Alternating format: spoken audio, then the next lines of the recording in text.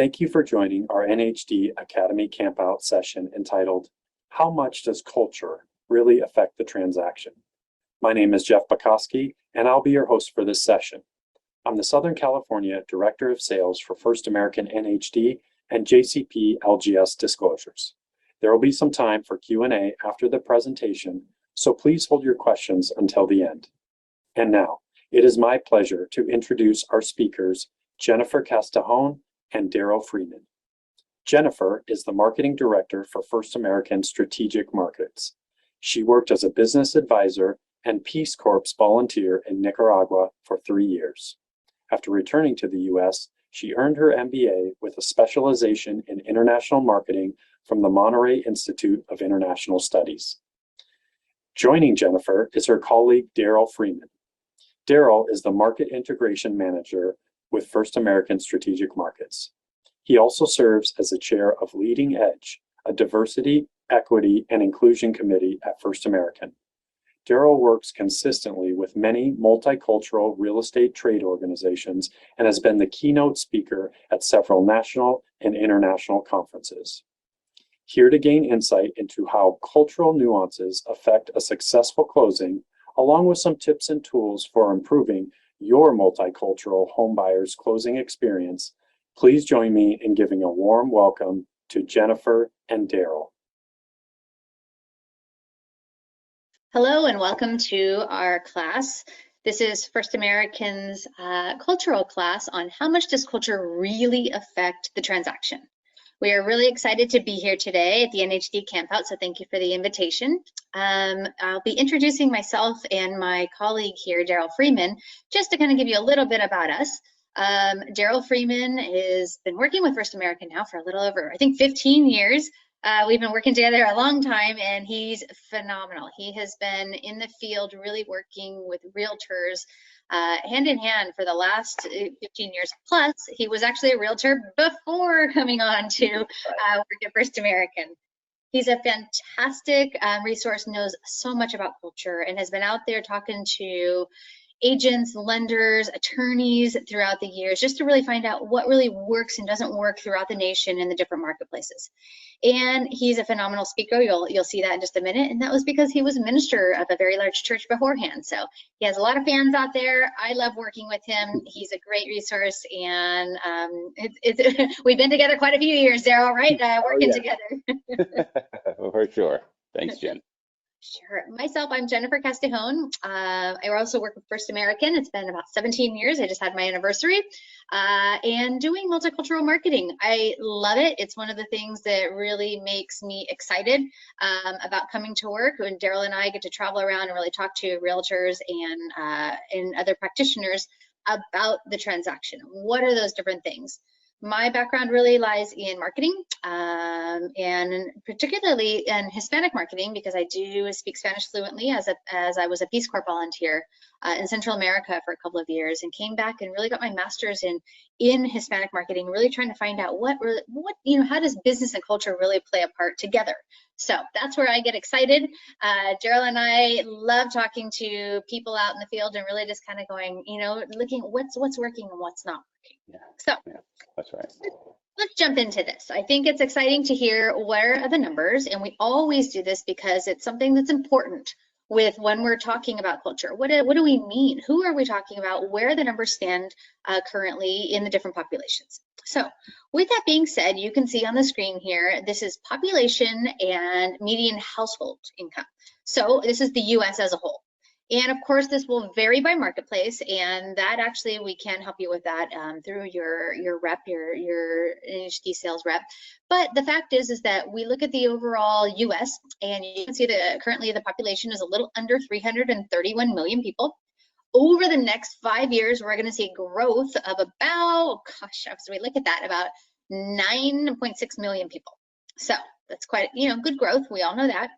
If you look at the different categories and the ones that we have here, the labels for the different market segments, so Caucasian, African American, Asian, and Hispanic, you can either see the growth or the actual decrease, as is the case with the Caucasian market, who will be decreasing by a little over 1.9 million.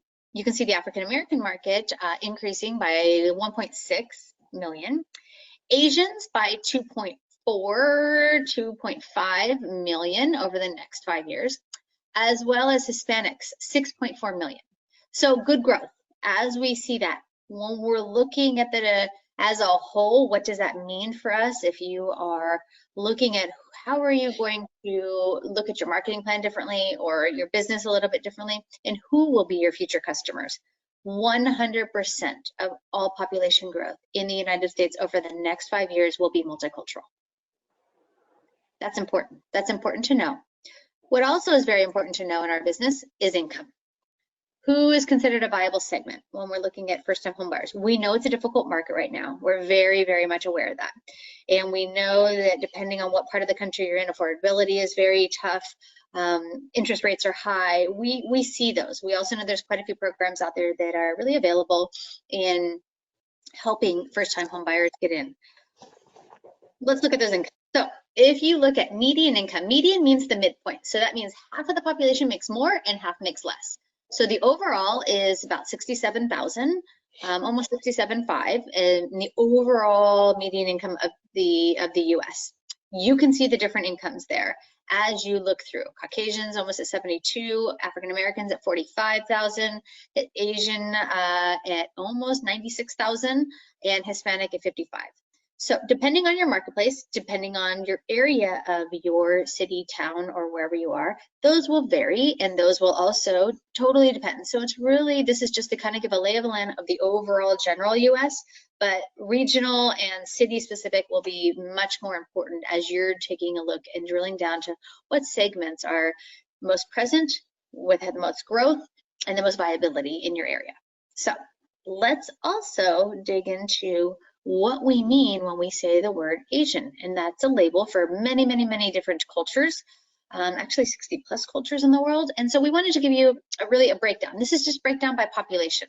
So as you can see, Chinese Taiwanese are the largest Asian segment here in the US at a little under 4.7 million, followed by Asian Indian. That means those who hail from India, 3.7 million. Filipino, almost 3.5, and then you can see Korean and Vietnamese. So that doesn't mean that there's not, a significant Japanese population, for example. There's a large, this is just by numbers if we took the top 5 from the US and ranked them strictly by population. All right, now we kind of have a basic idea of the largest segments here overall in the US, and I'm going to pass it over to Daryl Freeman. I love because Daryl's really going to start taking us into the cultural side, because we know culture is really exciting and fun, and we always find it interesting. Maybe we do, we're kind of culture geeks, but the fact is that it does make a difference in the transaction. Yeah. We can see that. So I'm going to pass it to Daryl, who's going to take us in there. Awesome. All right. Thanks so much, Jen. Great to be together with all of you here this morning. And one of the great things for us to examine today is culture and how to best understand culture, because as Jen did such a great job of helping us see with the numbers, our country's changing. The demographics of our country are changing radically, and even to know that 100% of all population growth is projected to come from multicultural communities, therefore it only makes good sense, good business sense for us all to make sure that we have a good understanding of these particular cultures and how to best understand them, how to best relate to them, so that we can position ourselves to give them the very best service that meets their needs. And so this is a great picture here that we love to use when we describe culture, because culture actually is one of those topics that is very difficult to talk about in public settings. It's very challenging, and especially in the kind of climate that we're in these days here in our country. Everything is very politically charged, very socially charged, and most people are afraid to talk about these kind of topics here because we don't want to say something that's going to offend our customer. We don't want to put our foot in our mouths, so to speak. And so what we try to do is we basically try to avoid the topic altogether. But that doesn't really help us because it doesn't educate us. So this is a slide to help us better understand culture here. And so it's a picture of an iceberg taken off the coast of Newfoundland. And the way we would like to kind of present this to you is this. Imagine you're in a boat and you're on the surface of the water, and someone asks you to describe this iceberg to them. What percentage of information could you actually give them about this iceberg if you were sitting right there at the surface of the water looking at the iceberg? So just for the sake of time, I'm going to give us an arbitrary number. You could probably give them about 20% of information about this iceberg. Now, you might be completely right about that 20%, but at the same time you're completely right about that 20%, you're also what? You're 80% wrong about the rest of that iceberg. And that's not your fault, but it is a fact. It's a reality, because the fact is this, is that you can only give information based upon what you can observe. And so in our field of culture and sociology, what sociologists call these are external characteristics.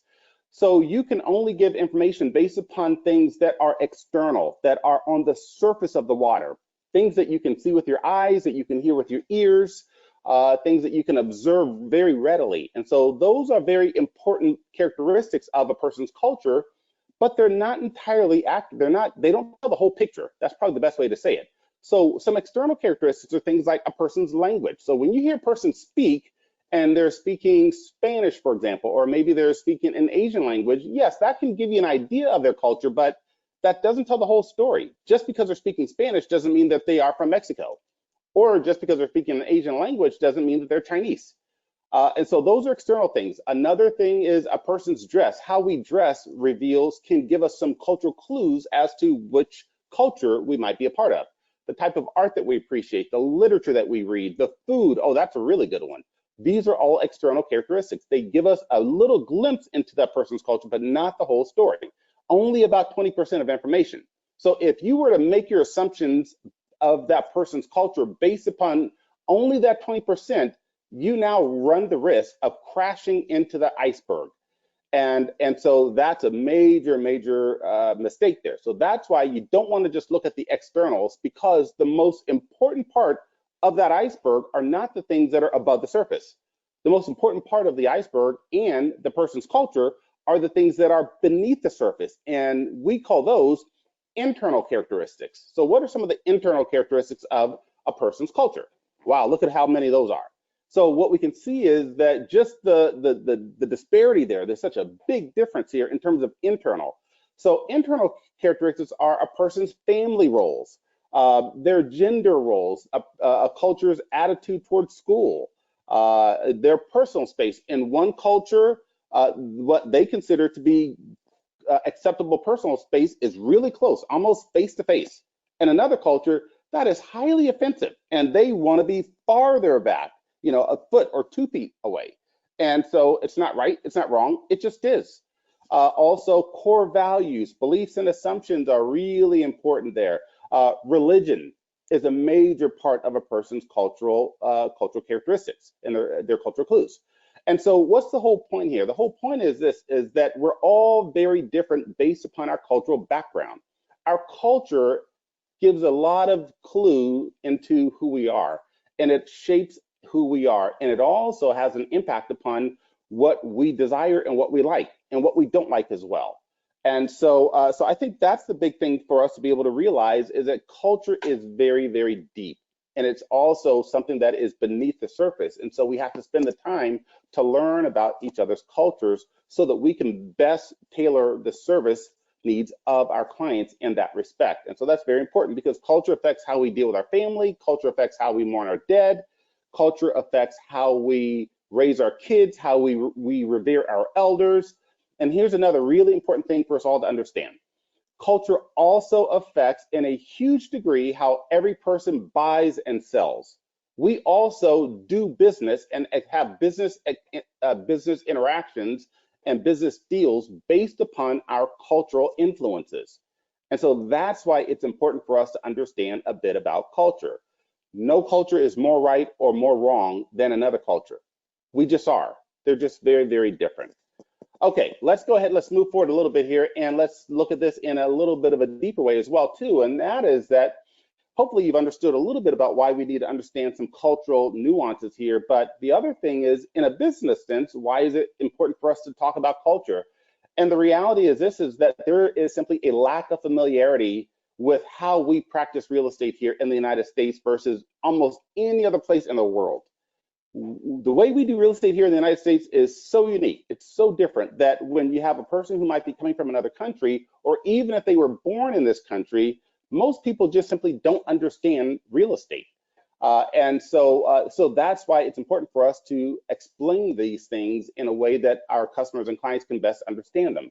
Let's just take a look at a few differences in terms of how practices vary. Here in the United States, for example, there are thousands of real estate offices around the country. When the market is really good, there's an office almost every other corner. We have over 800 multiple listing services here in the United States. In most other countries, there are relatively few real estate offices, and where you're going to find them are going to be in the big metropolitan cities. You're not going to find many real estate offices in this outlying cities here. And also, they have very limited multiple listing services in most other countries. Here in the United States, also, we have very extensive and accurate property records. It's a great thing that when you want to buy a property here in the United States, you can go to any title company and you can be able to have that company give you a chain of title. So you can be able to look who owned the property, how long they owned it, how they used the property and so forth there. We're very accurate. In most other countries here, they're very limited, or if they do have them, they're very inaccurate in terms of the records that they have of their sold properties. As well, one of the other differences here is that most of our transactions in the United States include a real estate agent or an attorney, depending upon which state you live in. And so they are used to be able to help bring the transaction together. In many other countries in the world, buyers and sellers are accustomed to dealing directly with each other. Now, I don't know about you, but I would have a big problem just having myself have to negotiate directly with the buyer or with the seller and not have an intermediary. And so that's a great thing, having a real estate agent or an attorney. We have something called title insurance here. Title insurance is one of the most important aspects of a real estate transaction. Why? Because one of the things to know is that for the average consumer in the country, the purchase of property of their home is the largest transaction that they will ever do in their lives. And so it has most of their money there. And so that's why they want to make sure that it is protected. A title insurance policy can help protect them against losing their property. And so it's a great thing to be able to have. We've had it for over 130 years here in our country here. And so it's a great thing. In most other countries, they do not have title insurance. And those countries that actually do have it, it's very limited in the scope of what it will cover. And so we're very fortunate to be able to have this. And then the final thing that's really important here is that we've got a third party intermediary who can be able to handle the transaction for the buyer and for the seller. And that is an escrow officer. So we've got a settlement process where we have someone who can be able to manage the transaction and make sure that the buyer and the seller agree on all of the instructions of the transaction. And so it's a very important process there. Most of the countries don't have escrow. In Mexico, for example, they have notary publics, notario públicos, but they're very different in terms of what they do and how they are a part of the transaction here. They're not the same. So it's just important for us to make sure that we understand some of these differences so that we can explain these differences to our customers and clients, and therefore help reduce their fear and give them security about the transaction. All right, let's go ahead, let's move on now. And now what we're gonna do is we're gonna dive into the specific cultures that you've come to this webinar today to learn about today. So we're gonna talk about Asians. What's different for Asians during the transaction? So let me go ahead and say this from the outset here, is that we're gonna look at a couple things. We're gonna look at some valid generalizations. So we say that to be able to make sure that you know that we're not talking about stereotypes. Stereotypes are things that are negative in connotation, and oftentimes they're usually not based on a whole lot of fact. There's a lot of feelings and conjecture about them, but valid generalizations actually hold a lot of truth to the overall group, and they're typically not negative in nature here. They're just this truths about what typically take place. The second thing I want to be able to remind you of is that Jen earlier spoke about the term Asian and how you can't look at all Asians in the exact same way because there's over 60 different subgroups. But for the purposes of our presentation today, and because we don't have a whole lot of time, what we've done is that we've looked at some very common Asian culture characteristics here, and we're gonna look at those together here today. And so that's why we're looking at some Asian values in the transaction. One of the very first things to be able to examine and to know about Asians is that Asians as a whole have a very high level of respect for education, family, and for elders. Very, very high. Now, this is not to say that other cultural groups do not have the same thing, but we're focusing on the Asians for right now, and that is that their respect for education is extremely high. So much so that Asians in general, when they're purchasing a property, are going to be looking in areas of the city and of the town that have the best school districts. And so I'm sure most of us are aware of that, but that is a cultural tendency. As well, their respect for their family and for their elders. When Asians are purchasing homes, they're typically, if it's a young couple, for example, a young 30-year-old Asian couple that's buying a home, they're typically not buying that home just for themselves in terms of when they're looking at all the specific specs and the attributes of that and characteristics of that home. They're also thinking, is this going to be a home not just for us, for the husband and for the wife, or for the partners, whatever the case may be, and for their kids, but they're also thinking, is this going to be a home where we can have our family here? We can have our aunts or our uncles or our grandparents or our parents be able to come live. They're going to look for homes where there might be a primary suite on the ground floor that has a bathroom there, so that their elders can be able to come when they come to stay for a while, or either move in, where they can be able to have a place to be able to have their family, their elders there.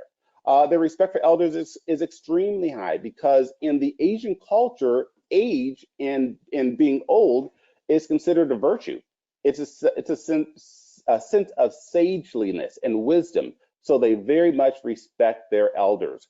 So much so that even for us, if you are in a transaction and you have an Asian customer or family that's coming in and you're meeting them for the first time, that 30-year-old couple that might be the couple who's going to be buying the home, you need to make sure that even if that's the case, if they bring their elders with them, their elder grandparents or uncles or aunts or parents, make sure you always meet and greet the elders first, and then you work your way down. And so it's just a matter of showing respect. Also, in the Asian culture, Asians actually have a sense of saving face. And so that's a term that we don't use often here in the United States, but it's actually used a lot outside of the United States. But what saving face is all about is, it's about preserving one's honor. It's about making sure that you're not embarrassing or having someone feel offended out in public. Because if you do that, that could be a deal breaker, and that's just like you crashing into that cultural iceberg. And so you want to make sure that you always allow them to have a gracious way out. So if, for example, if they run late or something, don't call that out and have them feel embarrassed, because that could actually damage your relationship moving forward. Also, Asians in general are non-confrontational, and that is that they don't like the direct, open communication of saying, no, I don't like this, or why did you do that? They don't like the confrontation. They would actually even prefer to be able to give you a gracious way out as well too. So be aware of that. And because of that non-confrontational nature and the saving face, they are very indirect communicators. So even if they might feel a sense of displeasure or they are unhappy about something, you might ask your Asian customer client, do you like this property?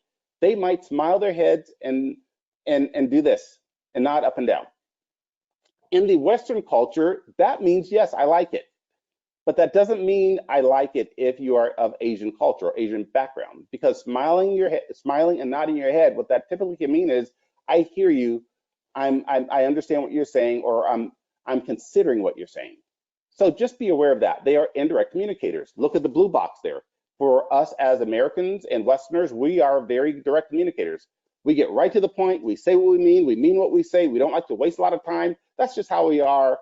It can even come across as rude to non-Americans and to non-Westerners. But for Asians and many other cultures, look at the red box. That's where they lie. So they also get to the point, but they don't get there directly. They take a few extra turns and twists and jots and jittles and so forth, because they are very concerned about how they're coming across and how you're receiving it. So just know there's a difference of communication style. So what does that mean for you in terms of how you interact with your customer and your client? You want to make sure that you are explaining the process to them very clearly. Explain what you're offering to them. Explain how the transaction is going to work. Ask the kinds of questions that are open-ended questions where they have to give you more information. Don't ask a closed-ended question. Don't ask a yes or no question. And then as well, they value hierarchy and formality. And that is a really important part of the Asian culture as well, because Asians typically can be very hierarchical. They respect their elders, and so much so that elders have a sense of hierarchy. Also, hierarchy can come from some militaristic backgrounds oftentimes in different Asian cultures like Vietnam or Korea. and so forth there. And a military is very important. And so therefore structure and hierarchy are very important. So make sure that if you have a Asian customer or client that has a particular title, if they're a president or a vice president or an elder, make sure that you acknowledge that title when you greet them, and that you acknowledge there is a pecking order there. Business cards, very, very important. When we do our presentations here, Jen and I, we oftentimes talk about the fact that in business settings, and especially in networking, there are specific ways of exchanging business cards depending upon your culture. In the Asian culture, one of the ways that they typically do it is by having both hands on the corner, as I kind of will show this way. I have all of my information facing the recipient, and the recipient would also receive it with both hands on the corner as well, just as you see displayed on the photo there. And so I would extend the card in this fashion, and you would also receive it in the exact same fashion with both hands on the corners. Once you receive the business card, you would simply a smile and a head nod. Not a smile and a bow, but just a slight head nod. And then what you would do is simply read their card, read their name, and then also their title, because titles are important in the Asian culture. They represent the person's status and their success and their achievement. So read their title. If you can't read their name because it's a fairly traditional name, don't try it. Just simply ask them, how do I pronounce your name? And then repeat it with them a couple times. They will not be offended if you ask them this question, and if you actually repeat it a little bit with them, they will actually appreciate the fact that you're showing great interest in them. And so that's how you receive the business card. Receive and treat their business card with the utmost respect. Do not take the card and then take a pen and then now write on the card what their other email address is or anything else of that nature, because the business card in the Asian culture is an extension of the person. So treat their card with great respect whenever you have it. Certainly don't write on their card, but also don't write on it with red ink. Red ink is used to write the names of the deceased. So just use very good caution and respect when you are receiving the business card, and don't take the card and immediately put it in your pocket and so forth, put it in your back pocket, things of that nature there. Hold their card while you are engaging in conversation with them. And then as you step away, then you can go ahead and very gently put the card away. So great. Let's go ahead and look at a few other characteristics there. One is humility. Humility is also very important in the Asian culture here. And so therefore, you want to make sure that you never boast. Don't be boastful or bragging in front of your Asian culture clients. And then also you would never want to put another competitor down. So even if you are the #1 sales rep or you're the #1 office, you would never want to boast in that. Allow them to be able to lift you up. Always under promise and over deliver as well. And then the other part here is about price, being price and value conscious. That's all about negotiating. Asians, like most of the cultures in the world, aside from Americans and Germans, Asians practice strong bargaining. Americans, we don't bargain very well at all. It's just not a part of our culture. Americans, we are very sticker price. Whatever the price is, that's what we pay right there. We don't bargain much, aside from when we're buying a car and when we're at a yard sale. And so that's just kind of us. In most of the cultures, they bargain. And Asians absolutely bargain. Why? Asians want to feel like they've gotten a great deal. And so even though they might sign the contract, in their mind, that doesn't mean that bargaining is over. In their mind, that just means that, hey, we are engaging in constructive negotiations.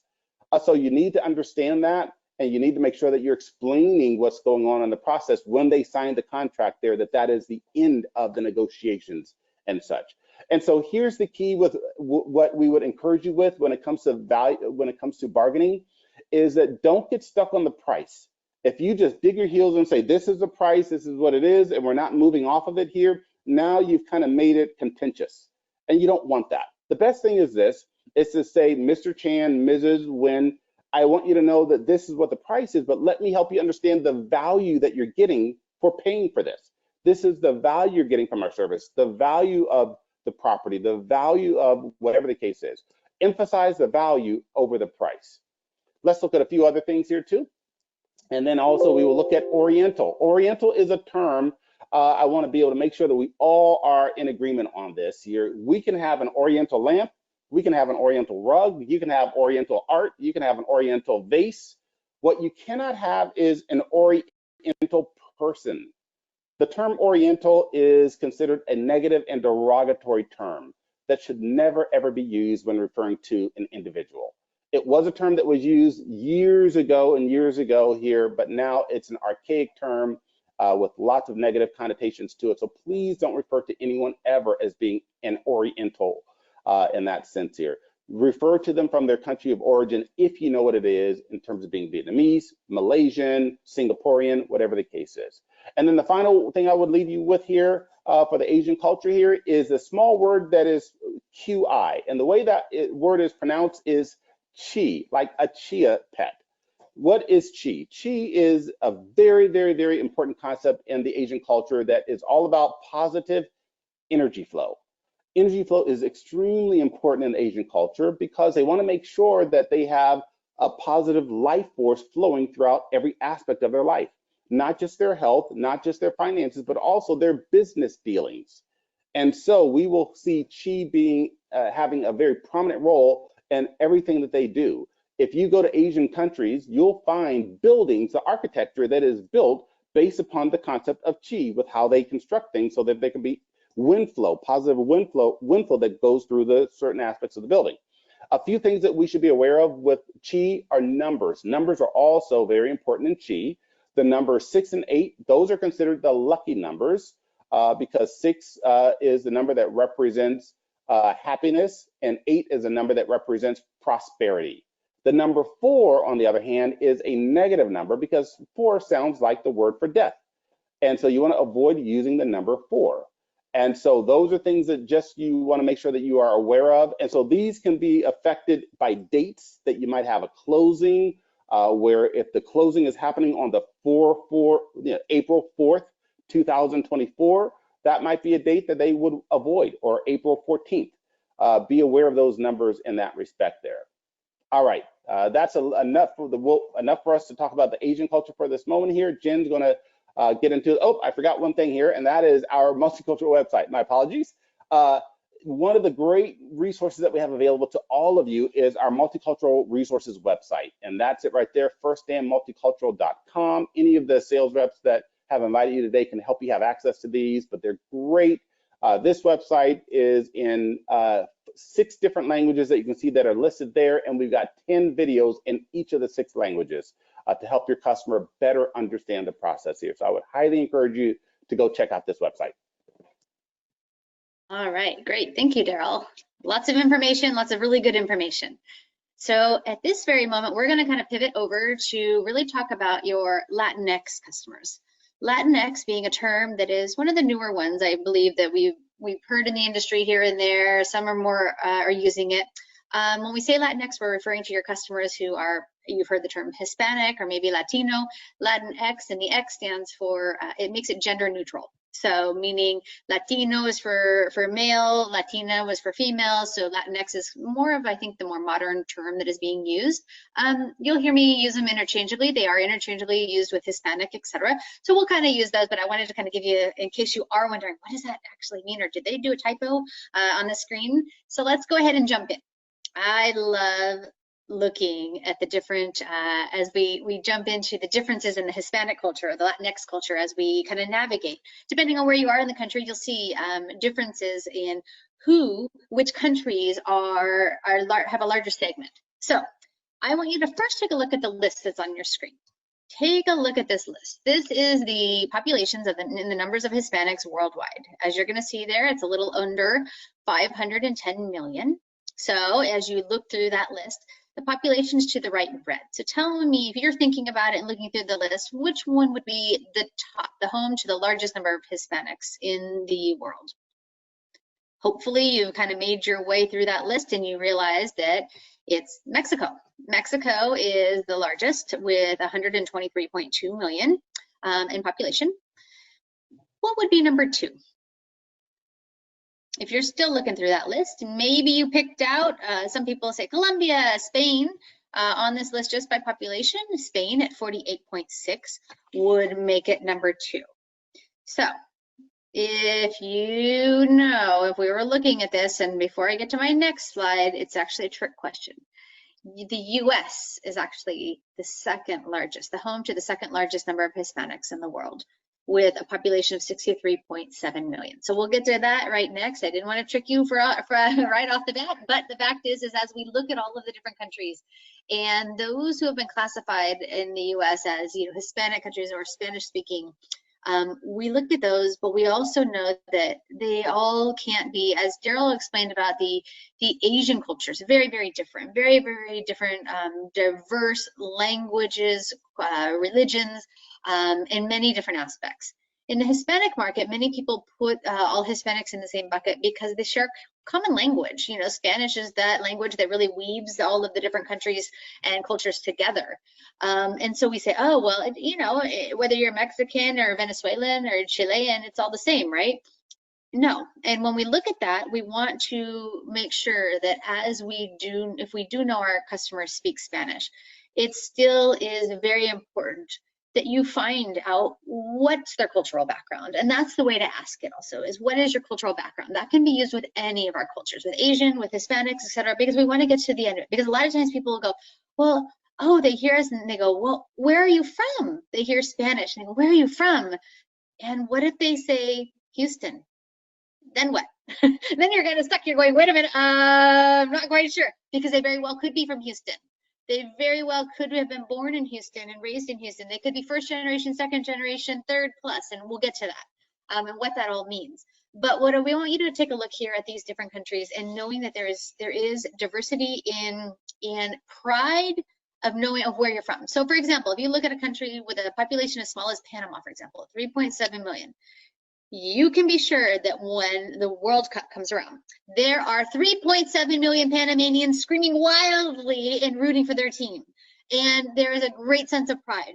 They're only classified as Hispanic or Latinx when they're here in the US because they're amongst so many other different cultures. So if you talk to somebody and you ask them, oh, what's your cultural background? They may say Colombian, even though they are second generation Colombian.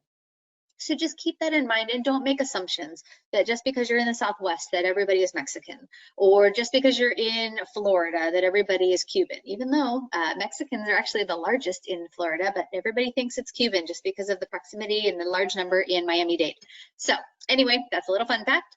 As we move forward here, let's go ahead and really talk about the US population, the US Hispanic population. I told you it was 63.7 million. That's the number currently. The next one here that I love, and this is super important because a lot of our real estate practitioners go, oh, I see the potential. I understand that the market's growing, but I don't speak Spanish. That's a lot of times what Daryl and I hear when we're out really working with our different customers. They go, oh, I'd love to be able to tap into that market and that business, but I just don't speak Spanish. And that's a shame because I really think I could get. Here is that number. 87% of all US Hispanics are either bilingual or English dominant. I need you to know that. That is very important. Language is less and less important. And yes, it may come up in a transaction. It may come up, but there's a lot of workarounds and there's a lot of times you can pair up and partner up with somebody who does have the language capability. It's not a deal breaker. Almost, so 46%, right under 50% are US born. This is not an immigration. This is not an immigration of Hispanics. It's US born. That is the largest influx of Hispanics here in the US. And when we look at our target age buying, this is where we start to look at people forming families and really starting to buy homes between the ages of 23 and 49. 23 million Hispanics are in that age group. Very large potential and great numbers. As we look at some of the cultural aspects that are very important when working with your Hispanic customers, family and collectivism. What does that mean? That means that family is going to be present in the transaction. It won't necessarily only mean the nuclear family. I think that in the US, we're very, we say family and we mean, oh, okay, husband, wife, and kids. And sometimes maybe a close relative that might live near you. But the fact is for family, for the Hispanic family, I always laugh because I'm married to a Venezuelan man. And when we say family, it's a very large, very, very, very large amount of people that are loosely related by blood sometimes, sometimes not even. Sometimes it's just a matter of fact that they've been aunts and uncles, tios or tias for many years, because that's what you call some of the people in your family, even though you're not related by blood. And so when we look at this, they may be present in the transaction. And the best thing that you can do is get them all together, get them all excited at the same time, and not have to sell a property multiple times because now my mother-in-law wants to see it, or now my uncle is in town and he'd like to see it, and my cousin really would like to. You don't want to have to keep doing that. So it's very important that you involve them all, make them feel welcome, and really be able to make it a big, exciting celebration, because it is. For closing appointments, and I know COVID has thrown a wrench into a lot of this with who's allowed to come and which areas are more open, and I know that. But in our closing appointments, really for involving multiple family members, kids are going to be present.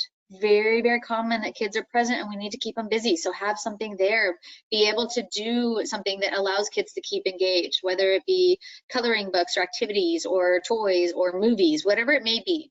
And just know that they will be present, and it's an exciting celebration, and that's just what it is. When we talk about collectivism and pooling of funds, we hear a lot that, oh, pooling of funds only happens in the Hispanic market. And I said, no, that's actually not true. As we look at it and how we look at different cultures, for example, pooling of funds is different by culture. And so in Hispanics, a lot of times it may mean that multiple families may be living under the same roof in order to pay the mortgage, and then this family will save enough to move out and purchase their own home. It happens, when we look at in other cultures, in Asian cultures, very, very common. A lot of times it's either having in-laws move in or relatives, but also it's interfamily lending. So it may be my grandma gave me money, my uncle gave me some money in order to get a down payment. So it's monetary interfamily lending. As we look at, I always laugh because in the Caucasian market, we'll all be renters for life, because there's just no tendency to really pool funds. And yes, I like to poke fun at that, but it's on the whole, it's very much more common to see family members, Caucasian families in living separately, because they really want that feeling of space and my own space more so than even pooling funds in order to own a home. So it is what it is. In the African American market and culture, we see the pooling of funds a little bit differently. A lot of times it's family and maybe having a relative, an aunt or an uncle, move in and sharing the cost of the mortgage. So we see it in different forms. So it's not unique to our Latinx customers, but it's most known in the real estate industry for in the Hispanic market.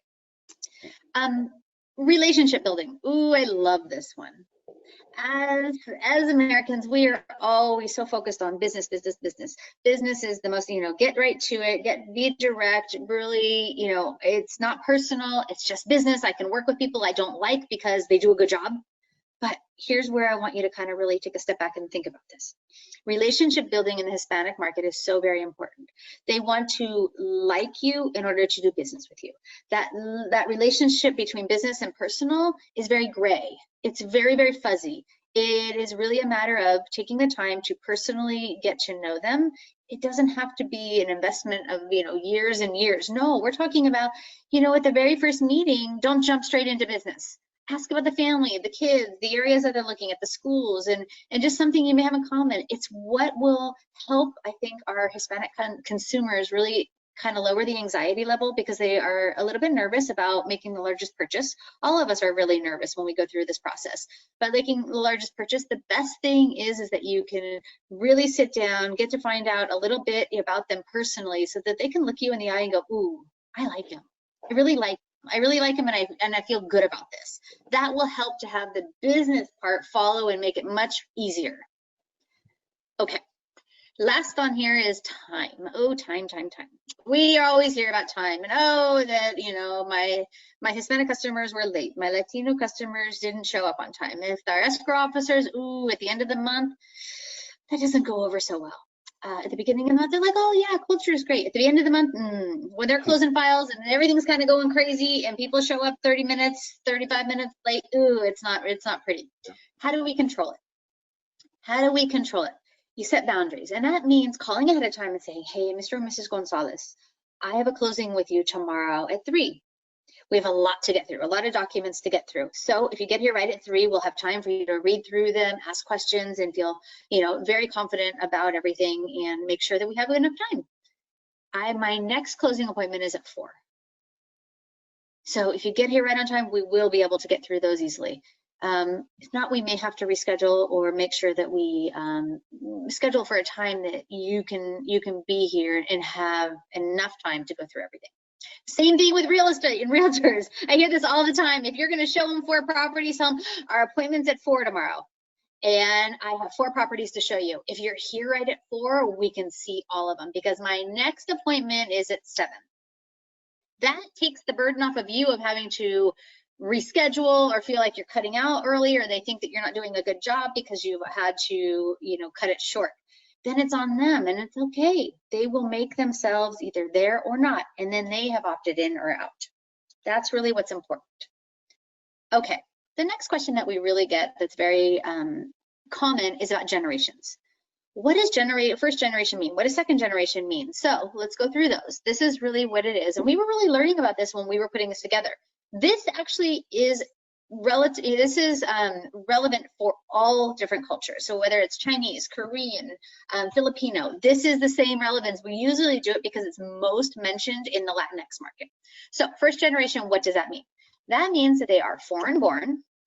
Their language of dominance is going to be Spanish because we're talking about Hispanics right now. Decision making, males make the final decision, but female is an influencer. The family dynamic, children are a blessing, the more the merrier. When they have a very high likelihood to host relatives and friends for very long periods of time in their house, that may be from a couple of weeks to years, very, very, very common. And the likelihood of having the family involved in the transaction is very high, very, very, very high on first generation. When we start moving to second generation, what does that mean? That means that they were born in the US. This is where we start to make that distinction between them. US born with at least one foreign born parent. That means that they most likely speak Spanish at home in the house, but they will learn English in school. And what we're finding, and even in my own house, is that they learn English well before even going to school. These little ones are like little sponges and they grab onto English right away. Decision making starts to become split between male and female. It depends on the subject, but in the scope of public, male is supposed to still head the household, even though that may not be the sense. If the female earns more, nobody will ever know it except those two. Family dynamic. Children are still a blessing, but they're fewer. The likelihood to host family and friends for extended periods of time stays, and you may or may not see fewer family members in the transaction. Okay, last but not least is the third plus generation. That means you're born in the US to US born parents. English is most likely going to be your first dominant language. They may speak social Spanish. That means that they're not comfortable using Spanish in business or in official sort of capacities, but in parties and in family and talking with grandma or grandpa, they can maybe get through it, but their Spanish is not going to be, they're not going to be very confident is usually what we see. Not, like I said, it's not across the board, but this is very common. Decision-making, role reversal is acceptable. It can be either way. For family dynamics, 2 to 3 children usually max. Still that likelihood of hosting friends and family stays. But the transaction now will be more mirrored to what we call the general population of the US, where it may or may not include children at all or other family members. So that's the different generations. As we look and kind of wind down here today, our NHD group, they have some really good tools. And one of the ones that we've been, looking through and looking at lately is, of course, the disclosure guide. It really can walk the consumer through the terminology, help them understand the report. And I think one of the best things that we've seen and we're super excited about is the fact that now they have that disclosure guide available in Chinese and Spanish, and of course, English. So those are available and they can be got from, you can be ordered from your First American rep from NHD. I think it's really exciting that we are able to provide this to the consumer because the transaction can be very complicated, and even more so when English is your second language. So I love to be able to have these marketing materials available. So please reach out if you are interested in having those for your market. All right, we have reached the end of our time together. We are very excited that we will have some time for Q&A with you. So please, if you have questions, we are open to them and we hope to do our best to make sure that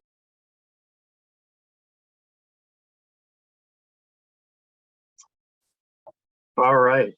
Well, thank you, Jennifer, thank you, Daryl, for what a great way to start off our second day of camp out here today. So wanted to open it up for some questions after all of that. So if any of you have any questions out there, please use the raise hand feature. And we're going to ask you to take yourself off of the mute. And so you'll have to do that as well. But does anyone have any questions here for Daryl on anything that they've just heard? Okay, it looks like we have a question from Veronica. You know what? I love the information. It was very, very good, but I do need to take something slowly. So I'm wondering if it's being recorded so I can review it later. But thank you. It was very, very useful. Yes, we will have all of these sessions recorded that we'll be able to get out to you regarding any of the sessions over the 3 days that we have for camp out. So yes, you'll be able to see it again and really absorb it and take it all in. Awesome. Okay, any other questions for Daryl? Okay, I see Marilyn. Hi, Daryl. Good to see you again. I haven't seen you in a long time. Yes. Hi, Marilyn. Great to see Hi. you. Great Thank to see you. everyone. Thanks so much for the information. It's always good to understand other cultures, especially because we live in a melting pot and we have them all around us. My question is, and thank you for mentioning that NHD does have that buyer's guide that has the Right. different languages. Now, what information do you guys have at First American Title that's in different languages? Do you happen to know? Oh my. No, what a great question here, Marilyn. Actually, we have so much information. It's actually even hard for me to even begin with it. We have materials in up to 24 different languages, as well as if you look at the totality of all the resources and guides we have over 370 different marketing pieces that are available in various languages. And so again, because each state is different, we don't have every single marketing piece in each language, each of the 24 languages. And the reason for that is because a lot of the languages that we do have, some of them are very nuanced languages, and they're languages that we don't speak often. We don't have a very large population of those individuals speaking those languages here in the United States, but we do have quite a bit. And so my encouragement is for you to contact your local NHD sales rep, and they have access to the materials that we have, and we would love to be able to get you set up with them there. So thank you so much for that. Great question. Thank you, Daryl. Thank you, Marilyn. Looks like we have another question from Annette. Hi, Annette. Hi, guys. Hey, Daryl. How are you doing? Hey, Annette, good to see you, my friend. You too. So great job, both of you. And I wanted to see if you guys are now available, if like our Realtor Association wants speakers. Are you back out on the field doing that again?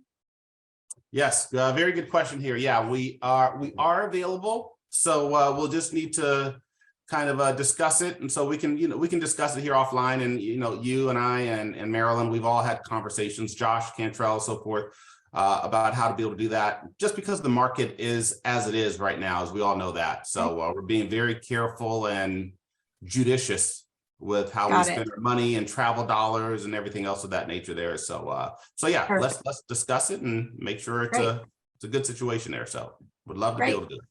Thank you. Tell your family hi. Likewise, you too. Good to see you. You too. Thanks. Okay, well, thank you, Daryl. Any other questions for Daryl? Okay.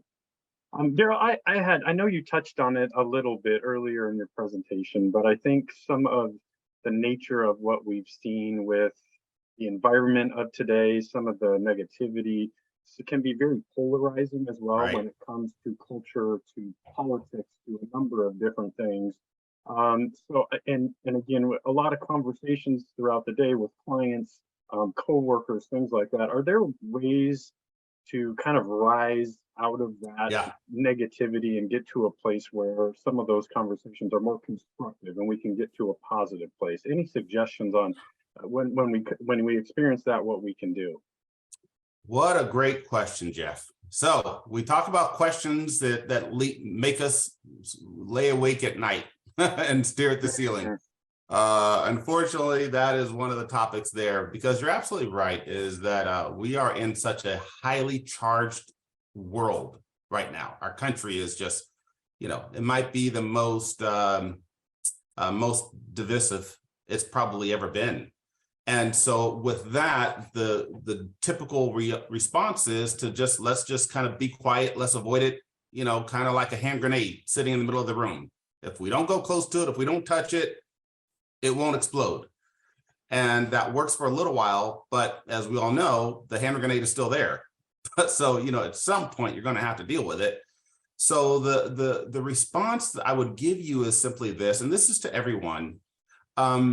We can't be afraid of these kinds of topics because, again, fear doesn't do anything, but just perpetuates the ignorance. So the best thing I would say, and I try to practice this myself because I don't consider myself an expert on culture, even though I've been doing this for over 15 years and probably over 30 years in different capacities, is just to be humble. That's probably the best thing I can say, because there's so much I don't even know about culture myself. And I also experience and share the same feelings and sentiments that probably most of you do too. And that is that you don't want to say something that's insensitive. You don't want to say the wrong thing. So the thing that I always practice is I try to practice something that's called cultural humility. And that is just when you don't know something, just simply approach the person and just ask the question with a sense of humility and with a sense of genuineness and a sense of really wanting to know, because you want to educate yourself and you want to learn. Most people, I can say this, I've never had an occasion where I asked someone a question with humility and with sincerity and genuineness where a person got offended and they ripped my head off.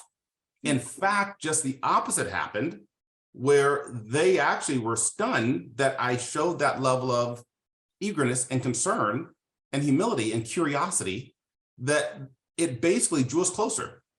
And they wanted to share, they wanted to educate me, they wanted to tell me more about their ancestry or their background, or even if it was perhaps in a different segment of life, LGBTQ plus might be an area, or whatever the case is, they wanted to educate me. And the more they would give me information, the more I would even ask another question. Wow, that's really good. I didn't know that. Well, let me ask you this. What do you think about this? And so what happens is that builds a sense of trust. And so that would be the way I would say to go about it. It's never failed me. And so Jeff, that's a really, really great question there. And so I think we all need a whole lot more humility out here. And I really like that answer, and just, and just being able to be real with someone and to not come in with your own opinions already. It's tough to do, but the more you work on it, the easier it comes and the more that you understand it. So it was a very great answer, Daryl. Thank you. My pleasure. So, yeah. And the final thing I would say on that is that, especially when it comes to culture or race, typically when you're asking somebody who's from a culture or race that's different from yours, they can take one look at us and tell we're not a part of their race. We're not a part of their culture. So one quick look at us, we're a dead giveaway. So that's why, we're not fooling anyone. So let's just be humble. And that's how it is. So anyway, that's it. All right. Well, thank you. I think that's all the time we have today. Thank you, Daryl, for joining us today.